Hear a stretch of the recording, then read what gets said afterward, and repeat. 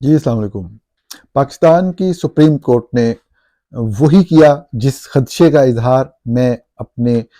دیکھنے اور سننے والوں سے کافی دنوں سے کر رہا ہوں۔ تاریخ کا سیاہ ترین دن، پاکستان کی 75 سالہ عدالتی تاریخ کے سیاہ ترین دنوں میں سے ایک، پاکستان میں تمام انسانی حقوق کو منسوخ کرتے ہوئے، تمام بنیادی انسانی حقوق کو منسوخ کرتے ہوئے پاکستان میں فوجی عدالتوں کو مشروط طور پہ کام کرنے کی اجازت دی سپریم کورٹ کے ایک بینچ نے، جو کہ بہت ہی زبردست قسم کی پلاننگ کے بعد جسٹس قاضی فائز عیسیٰ نے بنایا، اور اس حوالے سے میں مسلسل رپورٹنگ کرتا چلا آ رہا ہوں۔ اس سے پہلے کہ میں اس فیصلے کے مضمرات اور اس کے حوالے سے جو چیزیں اب آگے ہوں گی میں بات کروں، میں آپ کو اس کا تھوڑا سا بیک گراؤنڈ ضرور بتاؤں گا۔ یہی بیک گراؤنڈ اور اس سے متعلق چیزیں جو ڈیولپمنٹس ماضی میں ہوئیں، ماضی قریب میں، پچھلے چند ماہ میں، اگلے الیکشنز کے حوالے سے، وہی میرے آج کے پروگرام کا موضوع ہے۔ بنیادی طور پہ آپ نے دیکھا کہ 2-3 دن پہلے بھارت میں بھارتی سپریم کورٹ نے ایک فیصلہ سنایا جس کے تحت مودی سرکار، وزیر اعظم نریندر مودی کی حکومت نے، جو 2019 میں پاکستان کی فوج کے تعاون سے امریکہ کے ذریعے جو تعاون حاصل کیا گیا اس وقت کے آرمی چیف جنرل باجوہ کے ذریعے، جس کے تحت جو مقبوضہ کشمیر ہے اس کا جو سٹیٹس تھا، ایک اسپیشل سٹیٹس تھا، اس کو ختم کیا گیا، اور اس کو وہی اٹوٹ انگ والی بات، تمام اقوام متحدہ کی جو کئی دہائیوں سے چلتی ہوئی قراردادیں جن کو بھارت خود درست مانتا رہا اور ان کے مطابق فیصلہ کرنے کی بات کے اوپر ہمیشہ سے رضامند رہا، مودی سرکار نے جب اس کو ختم کیا 2019 میں، اور پاک فوج ایک معاہدے کے تحت خاموش رہی جو کہ امریکہ کے ذریعے طے پایا، ایک خفیہ معاہدہ جس کی رپورٹنگ میں نہیں کر رہا، بہت مرتبہ ہو چکی انٹرنیشنل میڈیا میں، تو اس فیصلے کے حوالے سے صاف ظاہر ہے کہ وہ بالکل ہی بھارت کے جو مجموعی طور پہ ایک ان کا ایک آئینی سٹرکچر ہے اور جو وہاں پہ ویلیوز ہیں، ڈیموکریٹک ویلیوز، اس کے بالکل خلاف تھا۔ تو یہی ایک چیز تھی کہ جی سپریم کورٹ کی حد تک تو صاف ظاہر ہے کہ اتنا گندا نظام بھارت میں نہیں ہوا کہ سپریم کورٹ جو ہے بھارت کی وہ اس حد تک گر جائے گی کہ وہ مودی سرکار کے اس جو ایک ڈکٹیٹوریل ایک ہتھ کنڈا ہے، ایک غاصبانہ جو ہتھ کنڈا ہے، اس کو منظور کرے گی۔ لیکن افسوس یہ ہوا کہ بھارتی سپریم کورٹ جو ہے وہ مودی سرکار کے پریشر کے آگے ہتھیار ڈال دیے، اور ان ججز نے فیصلہ دیا، اور جو سٹیٹس ہے جو جس طرح سے مودی سرکار نے کیا تھا اس کو برقرار رکھا۔ ایک انتہائی افسوسناک فیصلہ، لیکن جو قانون کے طالب علم ہیں یقیناً اس کے لیے پاکستان کی سپریم کورٹ کا آج کا فیصلہ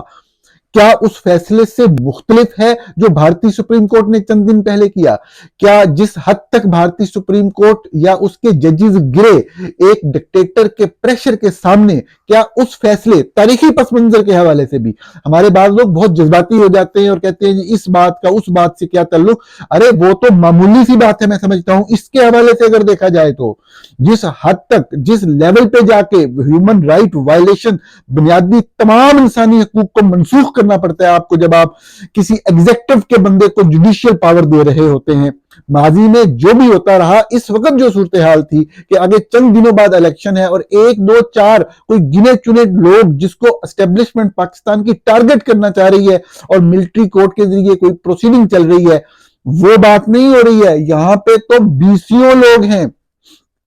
یہ چیز میٹر ہی نہیں کرتی وہ کس سیاسی جماعت سے تعلق رکھتے ہیں یا نہیں رکھتے ہیں۔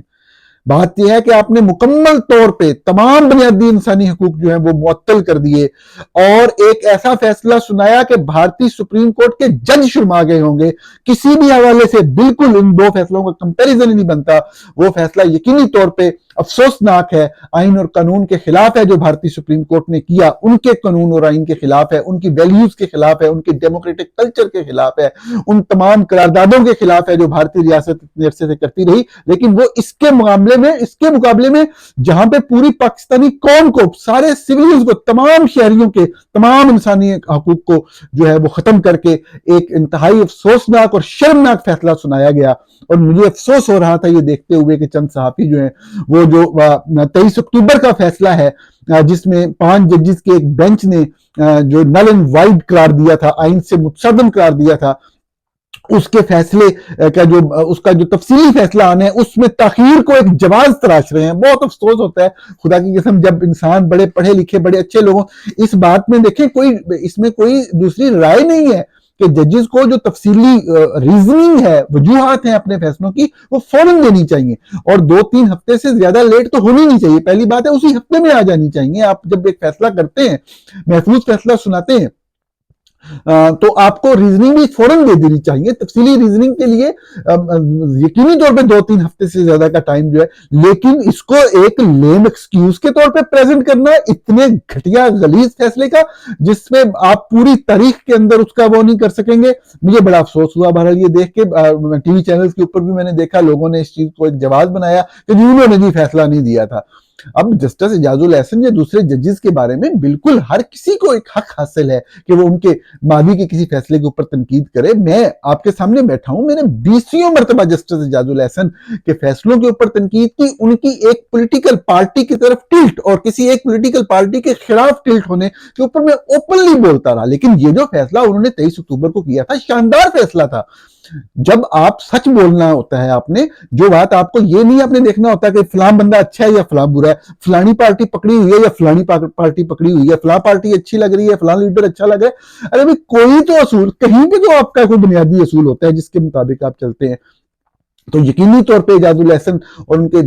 جو ساتھی جو نے اچھا فیصلہ سنایا تھا، ان کو چاہیے تھا وہ جلد اس کا وہ ریزننگ بھی جاری کرتے، لیکن ان کی تاخیر کو کسی بھی طور پہ آج کے نامنصفانہ اور انتہائی سیاہ فیصلے کی بنیاد نہیں بنایا جا سکتا. اور یقینی طور پہ میں نے جیسے کہا کہ بھارتی سپریم کورٹ کے ججز بھی شرما رہے ہوں گے جس طریقے سے پاکستان میں انسانی حقوق کو معطل کیا گیا. آج یہ پاکستان کی تاریخ کا سیاہ ترین دن ہے اور یقینی طور پہ جو فوج حاصل کرنا چاہ رہی تھی وہ اس نے حاصل کیا. میں آپ کے سامنے جو ہے وہ بنیادی طور پہ جو میں نے رپورٹنگ کی پچھلے 1.5-2 ماہ کے اندر آپ کے سامنے میں نے اپنی معلومات پیش کی. میں ان کو تھوڑا سا رویہ آپ کے سامنے دہرانا چاہتا ہوں بالکل مختصراً، تاکہ آپ کو یاد آئے کہ میں نے کیا کیا کب کیسے رپورٹ کیا اور اس کا بیک گراؤنڈ کیا تھا اور آگے کیا ہونے جا رہا ہے، یہ آپ کو بھی سمجھ آئے گی. دیکھیے مجھے ایک اطلاع ملی اور بہت ہی معتبر اطلاع تھی، اور وہ اطلاع یہ تھی کہ صاف ظاہر ہے کوئی ایسی کوئی بہت ہی آپ کہہ لیں کہ ایکسکلوسیو خبر نہیں تھی میری، بہت سے لوگوں کو پتا تھا کہ یہ چیز ہونے جا رہی ہے، لیکن کس طرح ہونے جا رہی ہے، طریقہ کار کیا اپنایا جا رہا ہے، اس کے بارے میں مجھے اطلاع ملی. جسٹس قاضی فائز عیسیٰ ابھی چیف جسٹس آف پاکستان نہیں بنے تھے، اور وہ اطلاع صاحب ذرا یہی تھی کہ جو فوج جو فیصلہ کر چکی ہے کہ الیکشن مینوور کرنا ہے اور وہ خوف زدہ ہے پاکستان تحریک انصاف کی مقبولیت سے، اور وہ اپنی مرضی کی جماعت کو ہر حالت میں اقتدار میں لانا چاہتی ہے، خوف زدہ ہیں کہ کسی بھی طریقے سے وہ جو عوامی غم و غصہ ہے پچھلے 1.5 سال کے اندر بے روزگاری اور مہنگائی کے طوفان کی وجہ سے، اور جس طریقے سے جو معاملات ہوتے رہے، جو فوج کا سیاست میں کردار ہے اس کے حوالے سے جو عوام میں ایک غم و غصے کی لہر پائی جاتی ہے، اس کی ریفلیکشن الیکشن کے اندر نظر نہ آئے اور پورے پروسیس کو مینوور کیا جائے، دبایا جائے، دبوچا جائے. تو اس میں ان کو قاضی فائز عیسیٰ صاحب کی مدد کی ضرورت محسوس ہوئی، اور ان کی کوئی بہت بڑی خواہش نہیں تھی، فوجیوں کی جرنیلوں کی خواہش اتنی تھی کہ کچھ عرصہ تک قاضی فائز عیسیٰ یہ کیس نہ لگائیں. اور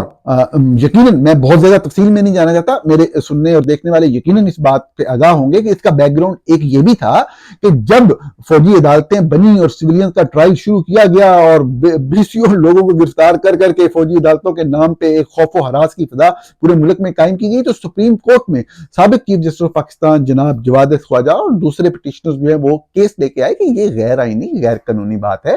آپ اس طریقے سے نہیں کر سکتے، یہ تمام بنیادی انسانی حقوق سے متصادم ایک چیز ہے، پاکستان کی بدنامی ہوگی، یہ کوئی نیک نامی والا مسئلہ نہیں ہے، آئین اور قانون سے مکمل متصادم ہے، اس کو ختم کر دیا جائے. تو ایک بینچ بنایا اس وقت کے چیف جسٹس نے، جس میں جناب جسٹس قاضی فائز عیسیٰ بھی شامل تھے. آپ سب دوستوں کو یاد ہوگا کہ قاضی فائز عیسیٰ یہ بہانہ بنا کر اس بینچ سے علیحدہ ہو گئے تھے کہ چونکہ پارلیمنٹ نے ایک قانون پاس کیا ہے جس میں کسی بھی کیس کو سننے کے لیے جو بھی 184(3) سے موٹو جو اختیارات ہیں عدلیہ کے، اس کے تحت کوئی بھی کیس سننے کے لیے جو بینچ بننا ہے تو اس کی کمپوزیشن جو ہے وہ بنیادی طور پہ طے ہوگی ایک کمیٹی طے کرے گی جو کہ چیف جسٹس اور 2 سینئر موسٹ ججز کے اوپر مشتمل ہوگی. چیف جسٹس، اور چونکہ سپریم کورٹ اس کو قانون کو پہ عمل درآمد روک دیا تھا، تو قاضی فائز صاحب نے کہا کہ وہ تو اس وجہ سے اب اس کا حصہ نہیں بنیں گے. حالانکہ ماضی میں بھی ایک مرتبہ فوجی عدالتوں کے حوالے سے کیس آیا تھا، تو اس وقت قاضی صاحب جو ہیں صاف ظاہر ہے کہ وہ مقبولیت کے ایک اس کے اوپر چڑھے ہوئے تھے، اور وہ مقبول فیصلے کر کے عوام میں، جب بھی آپ کو مقبول ہونا ہوتا ہے تو آپ نواز شریف صاحب کی طرح 2-4 نعرے لگا لیتے ہیں فوج کے خلاف عارضی طور پہ، تاکہ آپ اپنے مفادات حاصل کر سکیں ان دا لانگ رن، اور اقتدار میں اپنا شیئر اور حصہ حاصل کر سکے. تو قاضی صاحب نے اس وقت فوجی عدالتوں کے خلاف فیصلہ سنایا تھا. مطلب یہ وہ وقت تھا جب فوج 16 دسمبر 2014 کو جو واقعہ ہوا تھا آرمی پبلک سکول پشاور میں، جہاں پہ 100 سے زائد بچوں کو ذبح کر دیا گیا، گولیوں سے بھون دیا گیا تھا، اس میں جو انوالو ٹیررسٹ تھے، دہشت گرد تھے، ان کا ٹرائل کرنا چاہتے تھی. لیکن قاضی فائز عیسیٰ صاحب نے اس وقت بھی ایک موقف اپنایا جو یقینی طور پہ درست تھا. ہم کسی بھی یقینی طور پہ سویلین کا جو ٹرائل ہے وہ ملٹری کورٹس کا کام ہی یہ نہیں ہوتا کہ وہ عدالتیں لگائیں اور انصاف کریں. تو اس وقت قاضی صاحب نے فیصلہ سنایا تھا، تو لوگوں کو امید تھی کہ یہ بیٹھیں گے بینچ کے اندر. تو ان سے جب رابطہ کیا گیا قاضی صاحب سے، تو ان کو یہ کہا گیا کہ آپ نے یہ چیز کرنی ہے، ابھی کچھ عرصہ یہ کیس نہیں لگا نا، بعد میں جو مرضی کر دیجیے گا. تو مجھے اس پہ پہلے تو یقین نہیں آیا، حالانکہ بہت ہی معتبر چیز تھی. اور لیکن ایک اعتراض چیف قاضی فائز عیسیٰ صاحب چونکہ کر رہے تھے کہ جی وہ جو پارلیمنٹ کا فیصلہ آیا ہے اس کے مطابق بینچ نہیں بنا ہے، تو اس لیے میں بینچ نہیں میں بیٹھوں گا، میں کوئی کیس بھی نہیں سنوں گا. تو اس طرح کی باتیں چل رہی تھی. تو اب جب قاضی صاحب بنے تو میرا کسی بھی حوالے سے قاضی صاحب سے کوئی بھی، میں ان کی کسی بھی چیز کا خلاف اگر رہا بھی ہوں تو میں کبھی بولا نہیں تھا ان کے بارے میں، اور میں نے کبھی کوئی سخت لفظ استعمال نہیں کیے تھے. اور مجھے یقین تھا کہ بعض لوگوں کو کیمرے شیمرے کا، صحافیوں سے بات چیت کرنے کا شوق ہوتا ہے کہ جی بیان چھپ جائے، اخبار میں خبر آ جائے، لوگ پڑھیں، اور ایسے ایک تھوڑا سا سیاسی ٹچ، یہ نیگیٹو پہلو ہوتا ہے بعض لوگوں کی شخصیت کا. عدلیہ میں کسی شخص کو یہ بات زیب نہیں دیتی ہوتی، لیکن بعض لوگ مطلب ایسا شوق رکھنے کے باوجود بھی اچھے کام کر لیتے ہیں، اچھے فیصلے کر لیتے ہیں. مجھے کوئی اس طرح کی امید تھی اپنے اندر جو میری بیوقوفی تھی، میری غلطی تھی، میری نادانی تھی. اور یہ چیز، لیکن جب قاضی صاحب بنے اور قاضی صاحب نے کیسز لگانا شروع کیے تو مجھے بات کی سمجھ آ گئی. تو میں نے بجائے، حالانکہ میرے پاس بہت ہی ویریفائڈ انفارمیشن تھی، تو میں نے بجائے بھاگ دوڑنے کے اور کیمرے کے سامنے بیٹھ کے biggest breaking news of the day اور یہ وہ کرنے کی بجائے، میں نے بڑے ہی ادب اور احترام سے الفاظ کا استعمال کرتے ہوئے اپنے سننے اور دیکھنے والوں کے سامنے صرف وہ معلومات رکھی جو میرے نالج میں تھیں اور جن کا مجھے پتا تھا کہ وہ بالکل درست ہیں اور اس طرف بات جا رہی ہے. میں نے رپورٹنگ اس طرح سے کی، اسی طرح کے ایک ویلاگ کے اندر، کہ ایسا ہو رہا ہے، قاضی صاحب کو ایسا نہیں کرنا چاہیے کیونکہ ان کا بڑا نام ہے، ان کے والد صاحب کا بڑا مقام ہے، ان کے خاندان کا بڑا مقام ہے، اور وہ بڑی اصولی اور جمہوری اصولوں کے مطابق ایک پوزیشن لیتے رہے ہیں ماضی کے اندر بھی، تو ایسا نہیں ہونا چاہیے. میں نے اس طرح کر کے کہا کہ یہ خواہش ہے لوگوں کی کہ اگلے چند ہفتے جو ہے وہ آرمی کورٹس کا، ملٹری کورٹس کا کیس نہ لگے، تاکہ جو اسٹیبلشمنٹ مینیور کر رہی ہے الیکشن پروسیس کو میکسیمم پریشرائز کر کے تمام رہنماؤں کو، پی ٹی آئی کے تمام کارکنوں کو، اسپیشلی ان کی فیملیز کو، وہ دباؤ میں میکسیمم اضافہ ہو تاکہ اسٹیبلشمنٹ اپنے مقاصد حاصل کرے. اور وہی ہوا، کیس نہیں لگا. اور جب لگا تو قاضی صاحب اس بینچ میں شامل نہیں ہوئے. جسٹس اعجاز الاحسن صاحب کی سربراہی میں ان ججز پہ مشتمل ایک بینچ بنایا جو کہ جن کا مطلب ماضی میں جھکاؤ اپیرنٹلی فوج کی طرف رہا، ملٹری کی طرف رہا، اور ان کا خیال تھا کہ یہ تو فوج کے خلاف فیصلہ ہی نہیں سنائیں گے. ان ججز نے 1 منٹ کے اندر 2-3 سماعتوں میں، کیونکہ کیس کے اندر کوئی ڈیبیٹ والی، آرگومنٹ ایکسچینج کرنے والی کوئی بات ہی نہیں تھی، انہوں نے کیس کو اٹھا کے ردی کی ٹوکری میں پھینکا اور اس چیز کو ردی کی ٹوکری میں پھینکا اور ان کو نل اینڈ وائڈ قرار دیا، آئین سے متصادم قرار دیا. اب صاحب ظاہر ہے کہ ایک اپیل کا حق تھا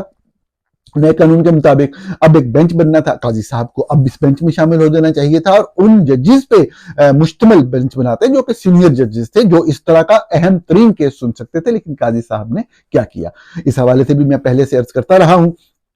کہ انہوں نے ان جونیئر ترین ججز پہ مشتمل ایک بینچ بنایا جس کی سربراہی جسٹس طارق مسعود کر رہے تھے. جسٹس طارق مسعود کون ہیں آپ سب لوگ جانتے ہیں. محترم جواد خواجہ صاحب نے اعتراض بھی کیا لیکن اس اعتراض کو بھی نظر انداز کر دیا گیا. ان کے حوالے سے جتنی بھی باتیں چل رہی ہیں وہ آپ کے سامنے ہیں. تھوڑا سا میں بھی ابھی انٹروڈکشن پیش کروں گا لیکن صاف ظاہر ہے کہ اس میں جو چیز میں آپ کے ساتھ شیئر کرنا چاہتا ہوں وہ وہی بات ہے جو میں پہلے دن سے شیئر کرتا چلا آ رہا ہوں کہ جو پیغام ہے فوجی اسٹیبلشمنٹ کی طرف سے وہ یہ نہیں ہے کہ آپ نے یہ کرنا ہے یہ کرنا ہے. وہ کہہ رہے ہیں ہمیں کچھ وقت دے دیں, ابھی آپ یہ نظام چلنے دیں جو بھی ہم کر رہے ہیں, بعد میں آپ جو مرضی کر لیجئے گا. یہ سنیے, یہ بڑی اہم بات ہے, یہ سمجھنے والی بات ہے, کیونکہ آپ دیکھیے گا کہ یہ چند صحافی جو کہ سپریم کورٹ کے اسپوکس مین بن جاتے ہیں, عدالتوں کے اسپوکس مین بن جاتے ہیں, ججز کے اسپوکس مین بن جاتے ہیں, یہ ابھی انہی 6 ججز کو, انہی 5 ججز کو بڑے ہیرو بنا کے پیش کریں گے. یہ ذرا انتظار کیجئے گا کیونکہ الٹیمیٹلی فوجی عدالتوں کے خلاف فیصلہ آ جانا ہے اور وہ یہی انہی ججز سے فیصلہ وہ والا بھی لے لیا جائے گا. لگتا یہ ہے, یہ والی بات کوئی انفارمیشن نہیں ہے, یہ لگتا یہ ہے کیونکہ وہاں سے جو میسج آ رہا ہے وہ مجھے تصدیق شدہ ہے کہ فوج کیا میسج دے رہی ہے. وہ یہ کہہ رہے ہیں ہمیں یہ وقت گزارنے دیں, یعنی کہ الیکشن والا وقت گزارنے دیں, اس دوران ہم جو کرنا چاہتے ہیں ہمیں کرنے دیں. جو قاضی صاحب سے انہوں نے بیسیکلی فرمائش کی تھی, جو قاضی صاحب نے ان کی تمام فرمائش جس طرح کی گئی اسی طرح پوری کی, اور جس کا بڑا افسوس ہے اور ساری زندگی افسوس رہے گا کہ اپنی زندگی کے 10 سال ان صاحب کے بارے میں ایک بڑی مثبت جو ہے وہ ایک اپروچ رہی, اور صرف وہ اپنے باعث کی وجہ سے, بغض کی وجہ سے, یا صفدر اسٹیبلشمنٹ کو خوش کر کے, جو کوئی بھی اس نظام کے اندر زیادہ سے زیادہ مفادات آپ حاصل کر سکتے ہیں فوج کو خوش کر کے, یقینی طور پہ کوئی ایسی چیز ہی ہے قاضی فائز صاحب جو کر رہے ہیں. تو اس میں ابھی مقصد کیا ہے اس سارے پروسیس کا, جس طرح کہ میں پہلے دن سے عرض کرتا چلا رہا ہوں کہ ابھی اس پروسیس کو گزرنے دیں, یہ ہونے دیں. ابھی آپ خود اپنے طور پہ فیصلہ کریں ناظرین کہ کیا اگر یہی والے ججز آج سے 2 ماہ بعد, ابھی انہوں نے رکھا ہے نا جنوری کے آخری ہفتے میں سنیں گے, آج سے 2 ماہ بعد فیصلہ سناتے ہیں کہ جی یہ آئین سے متصادم ہے, تو کیا یہ فیصلہ آپ سب لوگ یہی کہیں گے کہ یہ بڑا جی تاریخی فیصلہ ہے, آئین اور قانون کے مطابق ہے؟ نہیں, یقیناً آپ لوگ نہیں کہیں گے, کیونکہ میں آپ سے عرض کر رہا ہوں, کافی عرصے سے عرض کر رہا ہوں, مجھے کم از کم 9-10 ہفتے ہو گئے آپ کے ساتھ یہ چیز شیئر کرتے ہوئے, کس طریقے سے ایک نیٹ ورک آف 7 کے ذریعے جو آرمی چیف ہیں اور جو چند جرنیل ہیں وہ پورے نظام کو چلا رہے ہیں, مینوور کر رہے ہیں صرف الیکشن میں اپنی مرضی کے نتائج حاصل کرنے کے لیے. اور کتنا یہ افسوسناک ہے اور یہ کتنا گھٹیا ہوگا ان ججز کے پارٹ پہ اگر یہ کل کو فوجی عدالتوں کو غلط یا غیر آئینی قرار دے دیں. مطلب بیسیکلی بات کیا ہے, آپ پہ الزام کیا ہے کہ آپ باندی ہیں, ہمیشہ باندی کا کردار ادا کیا ہے اپنے فوج کا, آپ ہمیشہ کینگرو کورس کے طور پہ ایکٹ کرتے ہیں, آپ جو فوج کہتی ہے وہی کرتے ہیں, آپ پاکستان کے خلاف فیصلے دیتے ہیں, پاکستانی عوام کے خلاف فیصلے دیتے ہیں, بنیادی انسانی حقوق کے خلاف فیصلے دیتے ہیں, بنیادی انسانی حقوق سے متصادم فیصلے دیتے ہیں. یہ آپ کے اوپر الزام ہے کہ آپ فوج کی باندی کا کردار ادا کرتے ہیں, انتہائی گھٹیا اور غلیظ کردار ادا کرتے ہیں فوج کے کہنے میں. وہ تو آپ نے کر دیا, کل کو آپ جو مرضی کہتے ہیں غیر آئینی ہے, یہ ہے وہ ہے, کوئی بھی آپ کی بات کو نہیں سنے گا, کوئی بھی اس کو بہتر فیصلہ نہیں مانے گا. میں آپ کو عرض کروں 2 چھوٹے چھوٹے پوائنٹس اور پھر میں کنکلوڈ کرتا ہوں اپنی گفتگو کو, کہ آپ یہ دیکھیں کہ یہ جو ڈرامہ چل رہا ہے فیض آباد دھرنا کیس اور فلاں کیس اور فلاں کیس اور ذوالفقار علی بھٹو ریفرنس, دیکھیں مطلب معذرت کے ساتھ یہ کوئی ایسی گہری بات, کوئی بڑی کمپلیکیٹڈ, بڑی کوئی ایسی چیز کے جس میں بڑی گہری دلیلیں ہیں اور ان کا ہے, سادہ سی بات ہے. کیا تھا ذوالفقار علی بھٹو کیس؟ فوج کی اقتدار پہ قبضے کی خواہش اور ایک غاصب کا, ایک ڈکٹیٹر کا, ایک غلیظ ڈکٹیٹر جنرل ضیاء الحق کا اقتدار پہ اپنے قبضے کو دوام دینے کے لیے ایک سیاسی لیڈر کو پھانسی پہ لٹکانا. That's it. This was what it was. یہ تھا, یہ ہوا تھا.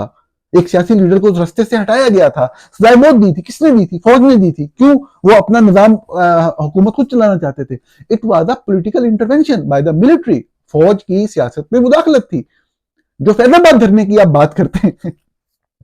وہ بھی فوج کی سیاست میں مداخلت کا کیس ہے بنیادی طور پہ, کہ فوج کے کہنے میں سب کچھ ہوتا ہے جو نہیں ہونا چاہیے. تو یہ آپ کیا کر کے رہے ہیں, کس کو بیوقوف بنا رہے ہیں, کن لوگوں کو آپ, مطلب ہے کہ اب میں کیا لفظ استعمال کروں, کیا بنانے پہ آپ چلے ہوئے ہیں. مطلب ہے کہ آپ ایک طرف کہہ رہے ہیں کہ فوج کی سیاست میں مداخلت کا کیس ہم نے اٹھایا ہوا ہے, کمیشن بنا دیا ہے, ہم ذوالفقار علی بھٹو قتل کیس جو ہے عدالتی قتل کیس چلا رہے ہیں. کیا وہ کیس ہے کیا؟ सादा सी बात है, फौज की सियासत में मुदाखलत, फौज की ख्वाहिश कि वो इक़्तिदार के ऊपर मुकम्मल तौर पर काबिज हो और सारे निज़ाम को चलाए और जजेस की चाबियां मरोड़े, जैसे कि आपके साबिक चीफ जस्टिस ने जियो न्यूज के प्रोग्राम में, मोहतरम इफ्तिखार अहमद साहब के प्रोग्राम में एतराफ़ किया जस्टिस नसीम हसन शाह ने कि हमने इसलिए फैसला दिया कि फौज का हमारे ऊपर दबाव था। यही था ना, इसके ऊपर आप बैठे हैं ना, इसके ऊपर आप कौन कर वक़्त ज़ाया करने लगे हैं ना, इसी चीज के ऊपर ना। तो अरे भाई, आज के दिन भी आप फौज के कहने पे फैसले सुना रहे हैं, आज के दिन आपने फैसला सुनाया है। आज का दिन उतना ही स्याह तरीन दिन है जितना स्याह दिन वो दिन था जब आपकी सुप्रीम कोर्ट ने जुल्फकार अली भुट्टो को फांसी पर लटकाया था, या उसकी फांसी के खिलाफ जो अपील रिजेक्ट की थी। क्या ये मुस्तक़िल दिन है? बात तो एक ही है, असूल तो एक ही वायलेट हो रहा है ना। ये जो सहाफी आपके स्पोक्समैन बने हुए हैं, कह रहे हैं फैसला लेट आया, पिछला फैसला नहीं आ रहा तफसीली, इसलिए भी ये जस्टिफिकेशन। अरे भाई, तारीख का कत्ल, इंसाफ का कत्ल कर रहे हैं। जस्टिस तारिक मसूद एक बड़े मशहूर वकील थे, सरदार इसहाक, बड़ा पैसा बनाया उन्होंने वकालत से, इस दुनिया में नहीं रहे अब।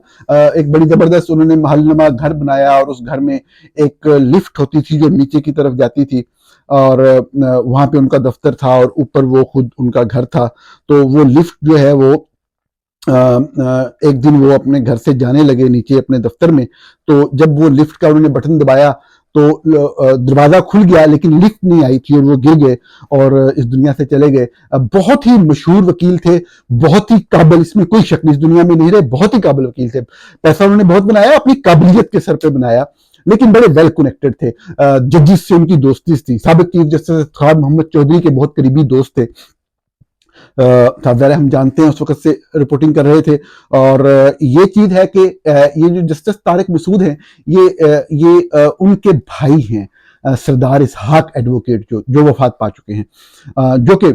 उस वक्त के चीफ जस्टिस के बहुत क्लोज थे, खुसूसन जो एक अदलिया की मुहिम थी जो कि 2007 में, आपको पता है, मार्च 2007 में चली, और 2009 में जब अदलिया बहाल हुई 15 मार्च को, और ये फैसला आया सारा कुछ। और उसके बाद जब इफ्तिखार मोहम्मद चौधरी ने फैसले करके और सारा अदलिया के ऊपर कंट्रोल हासिल किया, तो जो पहली तैनातियां की सितंबर 2009 में, उसमें जस्टिस तारिक मसूद, जो उनके मतलब है कि बहुत ही करीबी दोस्त सरदार इसहाक के भाई थे, उनको भी अदलिया के अंदर लेके आए। इनको नहीं लेके आए, फादर एजाजुल एहसन साहब को, बाकी लोगों को भी लेके आए। इसीलिए कहते हैं कि मेरिट की क्या अहमियत होती है,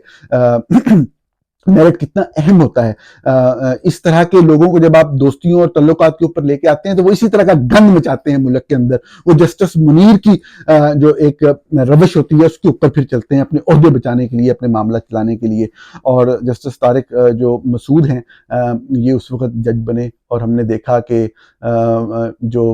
हमारे बड़े काबिल एहतराम अतर मिनल्ला साहब, जो कि उनके स्पोक्समैन थे इफ्तिखार चौधरी के, वो भी बाद में जज बने। और फिर उनकी भी बड़ी क्लोज दोस्ती थी अतर मिनल्ला साहब की सरदार इसहाक साहब से। तो अतर मिनल्ला साहब ने ही सरदार इसहाक साहब के बेटे को, जो एजाज इसहाक हैं, उनको इस्लामाबाद के हाई कोर्ट के जज के लिए रिकमेंड किया। और ये बड़ी दिलचस्प बात है कि जब कंफर्मेशन की बारी आई, एजाज इसहाक साहब जो सरदार इसहाक के बेटे थे, तो उस वक्त जो जुडिशियल कमीशन जिसने वो करना था, तो एक रिपोर्ट के मुताबिक उसमें तारिक मसूद, जस्टिस तारिक मसूद, यानी कि उनके चचा जो हैं वो बैठे हुए थे। तो उन्होंने, तो ये निज़ाम है पाकिस्तान का, इस तरह का ही गंदा निज़ाम है, ऐसे ही चलता है, ऐसे ही निज़ाम होता है। और इसी के जरिए फिर फौज जो है वो इन लोगों को इस्तेमाल करती है और वो मामला चलते हैं। इंतहाई अफसोसनाक दिन, इंतहाई तारीख दिन, पाकिस्तान की तारीख का एक और दिन, जब सहाफी स्पोक्समैन बने अदलिया के जजेस के, जस्टिस काजी फायज इसाक को जो मिशन सौंपा गया वो उन्होंने पूरा किया। और अभी आप देखिएगा जब सारा कुछ होगा, जब फैसले रिवर्स होंगे, फौजी अदालतों कहा जाएगा, तो नारे मारे जाएंगे। मेरे जैसे लोग आज के दिन भी आप देख लें ट्विटर को खोल के, पाकिस्तान मुस्लिम लीग नवाज के लोग गंदी गालियां निकाल रहे हैं सिर्फ मेरी थोड़ी सी तनकीद के हवाले से, जो कि मैंने फौज के ऊपर या अदालतों पे की, उन पे की भी नहीं, आज के दिन की बात भी नहीं थी। मेरी वालदा को, मेरी बहन को हर तरह की गाली से नवाजा जा रहा है, जिनका बेचारों का इस सारे मामले से, सियासत से, किसी चीज से, किसी अदालत से, किसी फैसले से, किसी फौज से कोई ताल्लुक नहीं। लेकिन ये रवश है शरीफ फैमिली की, वो यही चीजें करते हैं, गालियां निकालते हैं, गंदे गलीज इल्जामात लगाते रहें। आगे फैसले आएंगे जब फौजी अदालतों के खिलाफ भी बातें होंगी सुप्रीम कोर्ट में, तो फिर देखिए कि नारे लगेंगे हमारे चंद दोस्तों की तरफ से। आपका प्रोग्राम देखने का बहुत शुक्रिया। अगले प्रोग्राम में फिर मुलाकात।